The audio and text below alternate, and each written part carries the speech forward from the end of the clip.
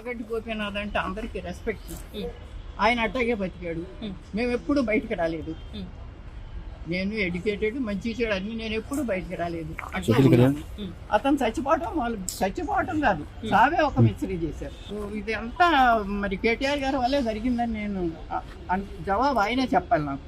ఎందుకంటే ఒక హాస్పిటల్లో ఉన్నాడు, చచ్చిపోయాడని కొంతమంది అంటున్నారు. చూడనివ్వట్లా,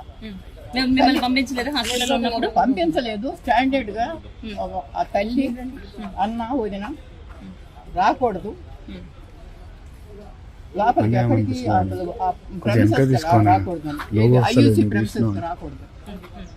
రాకూడదు. వస్తే ఏమవుద్ది తల్లి వస్తే.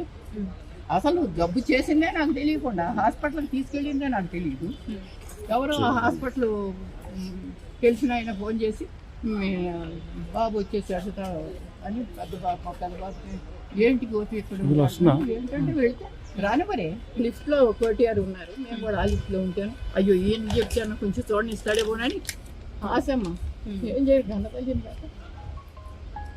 ఆశతో పరిగెడితే ఆగమ్మ లోపలికి వెళ్ళి వస్తాను, లోపలికి వెళ్ళి ఇంకో దారి నుంచి వెళ్తున్నాడని అసలు విషయం చెబుతామని పరిగెత్తా. పడదాను ఈ వయసులో పరిగెత్తే గమనం తలుపు మూసేసుకున్నాడు. వెళ్ళి అయ్యో ఒక్క మాట అయ్యా బాబు, ఒక్క మాట అయ్యా. వచ్చారు. మరి ఆయన వచ్చే వరకు ఈ చనిపోయిన బాడీని ఎందుకు కట్టి పెట్టారా అన్నది ఆయనకి తెలియదు. ఆయన వచ్చిన తర్వాత ఎందుకు డిక్లేర్ చేశారా అని ఆయనకి తెలియదు. నాకు తెలియదు కదా. ఈ కేటీఆర్ సమాధానం చెప్పాల్సిన విషయం.